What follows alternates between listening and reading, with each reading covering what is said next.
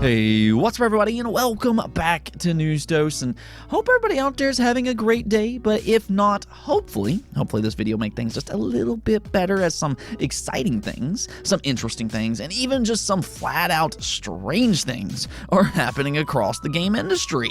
A massive announcement was made yesterday that does affect PlayStation in a pretty major way. They might actually have another huge hit on their hands, as we're actually starting to see this type of impact just across the entire game industry. But this has also sparked a strange rumor that another PlayStation 5 first-party game might be heading over to Xbox?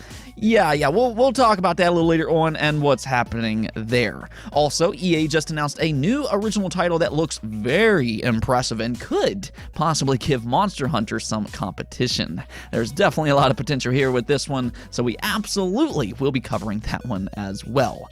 Per usual though, just a little reminder of those buttons below. Hit that like, subscribe, and of course that bell button if you do like gaming even slightly. Let's just go and get right into things, though, starting off with a game that hasn't really caught fire quite yet. That might change sometime here soon, though, but I saw this pop up on my Twitter timeline the other day, and wow, I just knew I had to highlight this one for you all. As always, my main goal for this channel is to highlight great games. That's my absolute favorite part about being a YouTuber. But I digress. You know, over the years, fans have just been pleading for Nintendo to bring back the F-Zero IP. And sadly, so far, Nintendo just doesn't really seem to care. As sad as it might be, it just really seems like F-Zero is a bit of an afterthought for them. However, one thing that we have seen is that indie developers, they've kind of stepped up to the plate, and they've put their own spin on those futuristic racers like Redout, as an example. That's a pretty good one. There's a few others out there as well, but here we have another one being Aero GPX.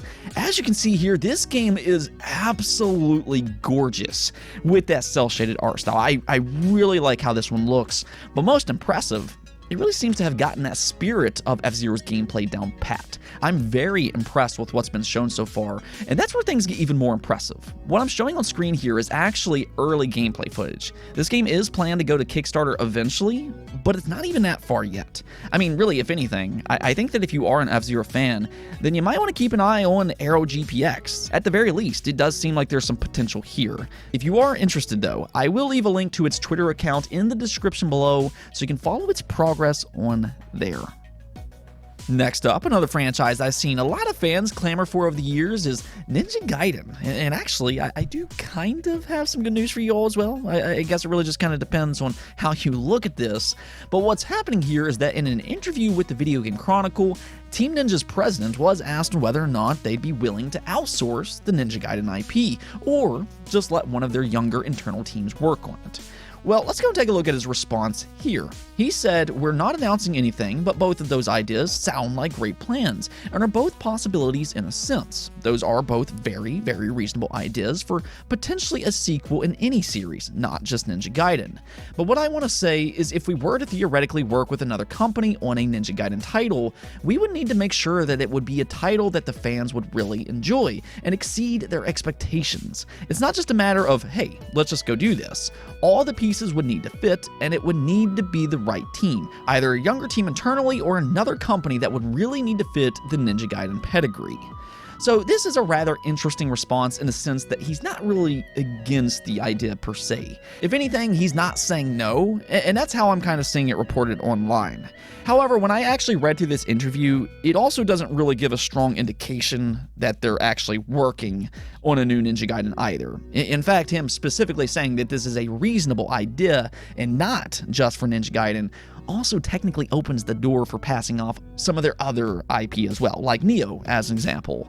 So really, you can just kind of take this response as you will, but like him, I do think that this is a rather interesting idea, though I do kind of wonder who could actually handle it.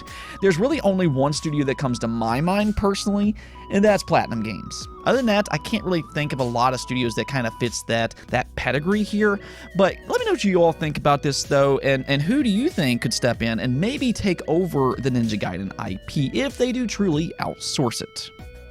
Now, we also got a leak that revealed a possible new Far Cry 6 Game of the Year edition? Okay, who gave them Game of the Year again? I guess we're just kind of throwing that title on any game by this point, but hey, whatever. So thanks to the Xbox Store, this new edition has been spotted online, which reveals it will include an expansion, a season pass, and then an ultimate pack. So it more or less sounds like this will be a complete edition, if you will, including all of its Year 1 DLC for a reasonable price, and then maybe a new expansion, as that wasn't covered as well, titled Lost Between Worlds. We'll still need confirmation on all of that, but if you haven't already purchased Far Cry 6, this could be a nice option to jump in when they do eventually announce it. I mean, nothing's confirmed yet, but it is looking pretty real so far. I wouldn't really expect much more than just that, though, but I mean, really, the big news here is that Far Cry 6 is Game of the Year. I mean, I really didn't know that, but there you go. The more you know, I guess.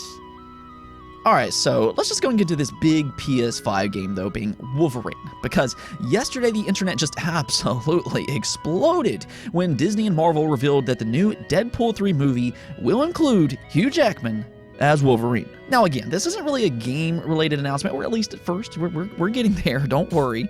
This does include gaming in multiple ways. Nonetheless, though, this announcement quickly caught a lot of attention online, which will have a huge effect on PlayStation. Of course, last year they announced that Insomniac Games, which has already done a phenomenal job on Spider-Man, is also working on a new Wolverine game. So clearly, Disney was pretty happy with that game as they went ahead and signed another partnership with Sony and Insomniac. But to see this new Deadpool announcement explode the way it did is really going to give this game even more exposure than what it already will get. Keep in mind that Wolverine and X-Men is a massive IP, and we saw how successful Insomniac Spider-Man was. But when you have the movie industry and then the game industry just kind of tie together, there is some direct correlation there. This is starting to become a more common thing. When the Netflix Witcher series came out, immediately there was a big resurgence of interest in its game. And we're now seeing the exact same thing happen with Cyberpunk and that new Edge Runner show. So you can clearly see how movies and shows can impact one another. So with Marvel doing some work with X-Men and Wolverine, this is good exposure for that new Wolverine game. Now, we're still probably a few years away before it actually releases. Insomniac is still also working on Spider-Man 2, that hopefully will come out next year. But with all the delays we've gotten as of recent, nothing is necessarily 100% confirmed until they make it official. Where this story starts to get really strange, though, is that Xbox responded to this announcement on Twitter saying, quote-unquote, "See you soon, bub." Now, this is just a simple statement, but this has created a lot of speculation online that maybe, just maybe, this new Wolverine game is also coming over to Xbox. You can see how much traction and chaos this tweet has just caused, with more than 12,000 likes and 200 plus retweets. So this has sparked this whole separate rumor here. Now, with that said, does that necessarily mean anything is actually happening with this? Could there be any truth to any of the speculation? Well, no, not necessarily. Xbox could also just be responding because it's a popular tweet. We do often see this happen online, so there's not anything really definitive about this response, and it could just be PR being PR. With that said, though, I might as well just go and play devil's advocate, because I do find this tweet to be interesting, and I can understand the logic of this new Wolverine game maybe, possibly being multi-platform. There are actual reasons to believe that it could happen. Now, to be very, very crystal clear about this, I'm not saying that this is going to happen. I'm just saying that technically there is cause for maybe just a tiny ounce of speculation here. And you know what? Let's just go and get into the reasons why. The big one is that Wolverine isn't actually owned by Sony. This is a Disney IP, and we've actually seen a similar thing happen with another Sony-related game being MLB The Show. MLB The Show is another PlayStation-developed game, but they don't actually own the IP. So in order to continue to develop that franchise, they had to make it multi-platform at MLB's request. This benefits both Sony and MLB. MLB, being a big organization, wanted to make it multi-platform to expose it to even more fans. They want to really capitalize on that IP. And by keeping it under the PlayStation umbrella, Well, Sony, they'll also get a bigger cut of the pie being its developer, which is smart for them because it's a popular IP that will get them a lot of easy money. Well, technically, Disney could have done a very similar thing here with Wolverine. You can't necessarily just rule that out. They could have went to Sony and said, hey, I really like what you all did with Spider-Man, and we want to partner up again. But this time, instead of making it exclusive, we want to make it multi-platform because we think we can get even more sales that way. Now, you have to kind of keep in mind here that unlike Spider-Man, there's not that direct tie with the IP. The thing with Spider-Man is that Sony, they own the movie rights to Spider-Man, so the game doesn't really benefit Disney in quite the same way, even though they did get Spider-Man for Avengers as they collaborated together on that. Wolverine, though, this is a different situation. Sony has no ties with Wolverine, so Disney might want to have a bigger say on how this game is released, as this will benefit them more this time around. Again, I'm not saying that this is actually happening, but technically, it could. And that's why I look at this speculation of having at least just an ounce of merit to it. It's really the same thing with that upcoming Indiana Jones game that is technically being developed by an Xbox studio since, Microsoft did acquire Bethesda. But even then, Indiana Jones is still owned by Disney, so they do have a say on where it releases.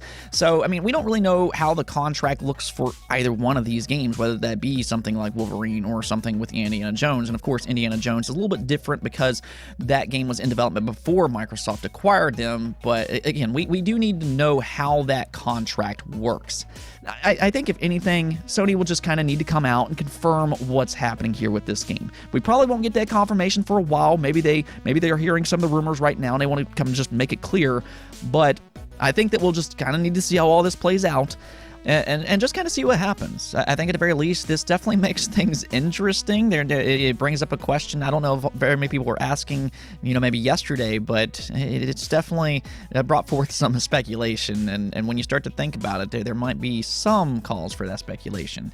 Let me know what you all think about this, though. Do you think it will come over to Xbox, or do you think this will be exclusive to PlayStation, much like Spider-Man? Let me know in the comments below. Okay, so we also got a new game reveal today from EA and Koei Tecmo. Yeah, this is a bit of an interesting combination on paper. And well, it actually looks like a good pairing because they just unveiled Wild Hearts, which is a new hunting game akin to something like Monster Hunter as an example. And after seeing its gameplay today, I came away thinking that this might actually give Monster Hunter some real competition here. It is releasing on February 17th, 2023 for Xbox Series, the PlayStation 5, and PC, which means this is the first big game of its kind to release this generation. It also, and here's the most important part, it looks good. It does seem to have some real potential, and it also looks unique and different from other Monster Hunter games. It's not just a carbon copy of something like Monster Hunter World. They clearly have their own take on a game like this. It seems fast and fluid, as you'd expect from a Koei Tecmo title. There's like this building cube thing that kind of transforms into different weapons and traps. That seems really cool. I want to see exactly how all that works out. Then the monster designs look absolutely fantastic. I like the environment and atmosphere that you're kind of showing here. And, it just looks like it's its own thing, and it looks like a lot of fun.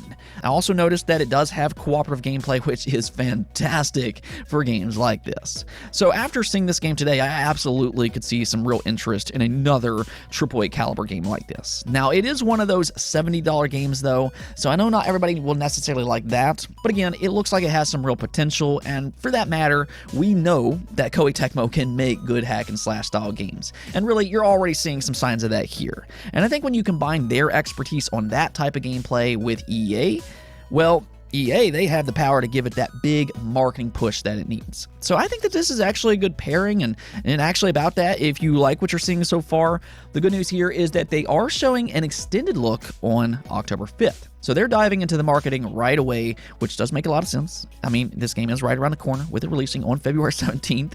But nonetheless, do keep an eye out for that extended look on October 5th, where we'll get even more gameplay and even more details. Let's go and take a look at the poll of the day, though, where I asked you all, how do you feel about cross-generation games? And as you can see here, 23% of you all said you like them, just keep on making them. 41% of you all, being the majority, said you're indifferent, they don't really bother you. And then 32% of you said you don't like them, they need to ditch last generation consoles.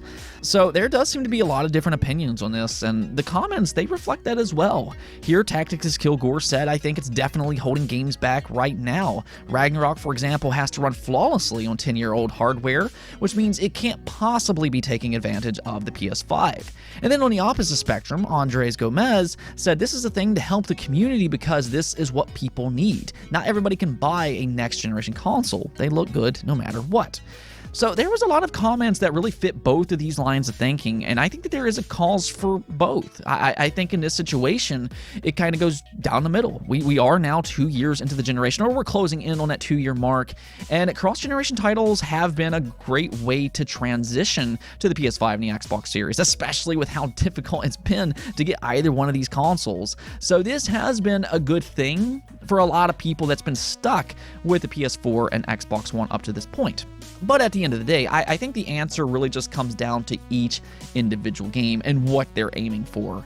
If the Xbox One and the PlayStation 4 holds them back in any shape or form, then I think that they need to just move on from them. And this is starting to become more common. We are starting to see a lot more games not released on the Xbox One and PlayStation 4, and I think next year is going to be that big shift in development. We're really going to see a lot of those next generation only exclusives.